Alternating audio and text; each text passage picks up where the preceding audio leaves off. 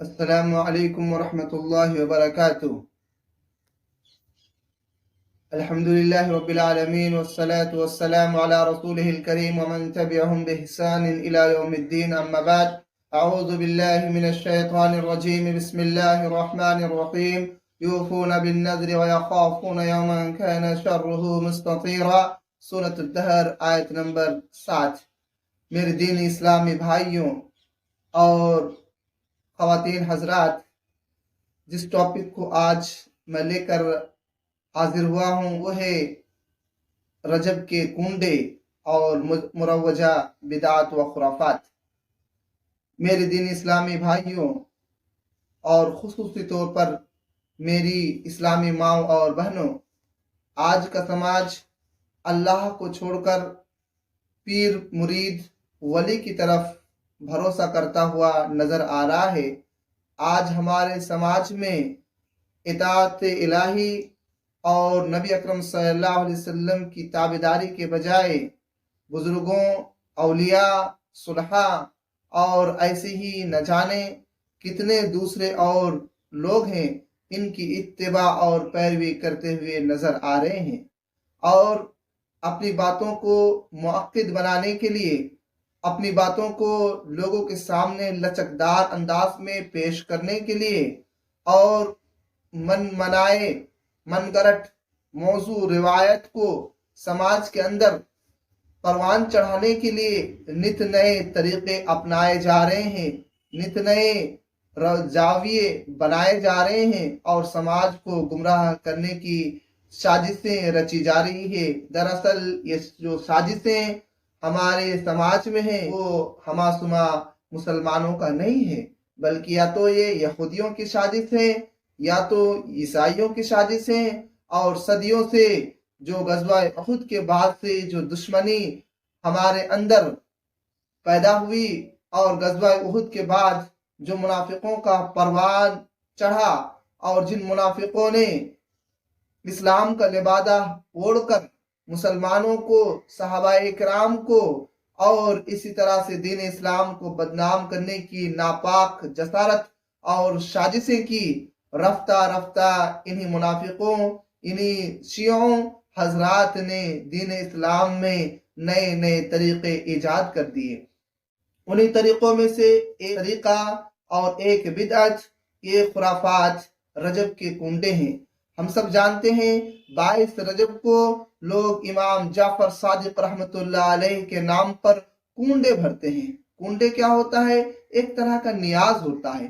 کنڈے کیا ہوتا ہے؟ ایک طرح کی نظر ہوا کرتی ہے۔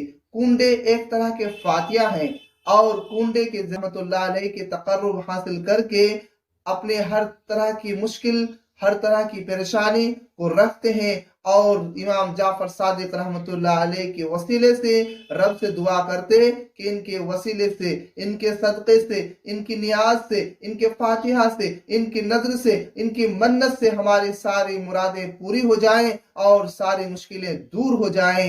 یہی کنڈے بھرنے کا مطلب ہوتا ہے۔ جیسے غیر مسلموں میں آپ نے دیکھا ہوگا، ہندوؤں میں آپ نے دیکھا ہوگا کہ چھٹ کا پوجا آتا ہے تو بڑے شور و گل کے ساتھ، بڑے ذوق و شوق کے ساتھ غیر مسلم بھائی ہمارے ٹوکری لے کر، مٹھائی لے کر، اور نہ جانے کتنے کپڑے باندھ کر وہ ندیوں میں، سمندر میں، تالاب میں، گنگا وغیرہ میں پوجا پاٹ کرنے کے لیے جایا کرتے ہیں۔ ایسے ہی ہمارے سماج میں رجب کے کنڈے ہیں جو 22 رجب کو اچھے کھانے پکا کر، اچھے پلیٹ میں، اچھے برتن میں رکھ کر اس پر نیاز کیا جاتا ہے، اس پر فاتحہ کیا جاتا ہے۔ یہ دراصل نیاز کیا ہے؟ نیاز کا معنی ہے نظر ہے۔ نظر عربی زبان کا لفظ ہے، اور نیاز فارسی زبان کا لفظ ہے، اور اردو میں منت اور ہندی میں بھی منت کہتے ہیں، یعنی منت مانگنا، نظر مانگنا یا نیاز کرنا اللہ کے علاوہ اور کسی دوسرے کے لیے شایع نشان نہیں ہے، کیونکہ نظر ایک عبادت ہوا کرتی ہے، نیاز بھی ایک عبادت ہے، اور منت بھی اللہ رب العالمین کے لیے ہی مانی جاتی ہے، کے علاوہ دوسرے کے لیے منت نہیں مانی جا سکتی۔ آپ نبی اکرم صلی اللہ علیہ وسلم کی احادیث مبارکہ سے بخوبی اندازہ لگا سکتے ہیں کہ نبی اکرم صلی اللہ علیہ وسلم نے فرمایا ایک شخص بوڑھے شخص کو بزرگ شخص کو جاتے ہوئے دیکھ کر آپ نے پوچھا یہ شخص کیا کر رہا ہے، یہ دونوں بیٹوں کے کندھے پر ہاتھ رکھ کر کیوں چلا جا رہا ہے، یہ چلنے کی اس کے اندر طاقت کیوں نہیں ہو رہی ہے، اور یہ اونٹ پر یا جانور پر سوار کیوں نہیں ہو رہا ہے؟ تو لوگوں نے کہا کہ اللہ کے رسول صلی اللہ علیہ وسلم اس نے نظر مانی ہے کہ وہ پیدل چل کر حج کرے گا، وہ پیدل حج کرے گا، وہ سواری پر سوار نہ ہوگا۔ نبی اکرم صلی اللہ علیہ وسلم نے فرمایا اسے چاہے کہ اس نظر کو توڑ دے، اس کے بدلے میں کفارہ ادا کر دے، اور چاہے کہ وہ سواری کا استعمال کر لے۔ اسی طرح سے بخاری کی حدیث ہے، اما عائشہ رضی اللہ عنہا بیان کرتی ہے کہ نبی اکرم صلی اللہ علیہ وسلم نے فرمایا جو شخص اللہ کی اطاعت کے تعلق سے نظر مانے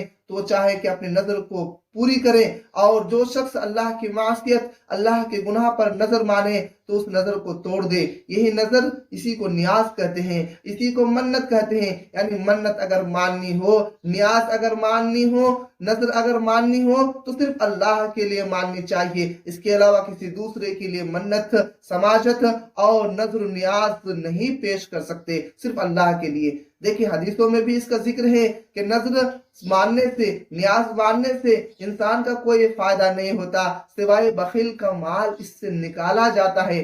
اب سماج میں دیکھے ہوں گے نا، عورتوں کو خاص طور پر، وہ عورت ایک کوڑی، پھوٹے کوڑی بھی وہ صدقہ نہیں کرنا چاہتی، ایک پیسے بھی غریبوں اور محتاجوں کو دینا نہیں چاہتی، لیکن جب اس کے ساتھ پریشانی آتی ہے تو کہتی ہے میں 100 روپے نیاز کر دوں گی، میں 100 روپے صدقہ کر دوں گی، میں نظر مانتی ہوں کہ 4 دن کی روزے رکھوں گی، 5 دن کی روزے رکھوں گی، فلاں فلاں اتنی نمازیں میں پڑھوں گی۔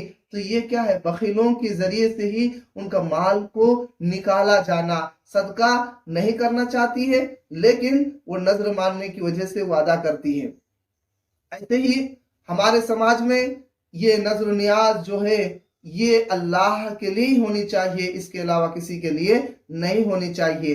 اب ذرا دیکھیے، لوگ بولتے ہیں نظر اللہ کی، بندگی نیاز حسین کی، نظر اللہ کی، نیاز حسین کی۔ کتنا بڑا شرک ہے! نیاز اور نظر کا معنی تو ایک ہی ہے، صرف لفظ کا ہیر پھیر ہے، ایک لفظ فارسی میں ہے اور دوسرا لفظ عربی میں ہے۔ اسی طرح سے اگر کوئی کہے کہ بندگی عبادت اللہ کی، بندگی حسین کی، تو یہ بھی شرک ہے، کیونکہ عبادت اور بندگی کا معنی ایک ہی ہے، یعنی اللہ کی عبادت کرنا، اسی کی پوجا پاٹ کرنا۔ تو پھر بندگی حسین کی یہ کہاں کا جملہ صحیح ہو سکتا ہے؟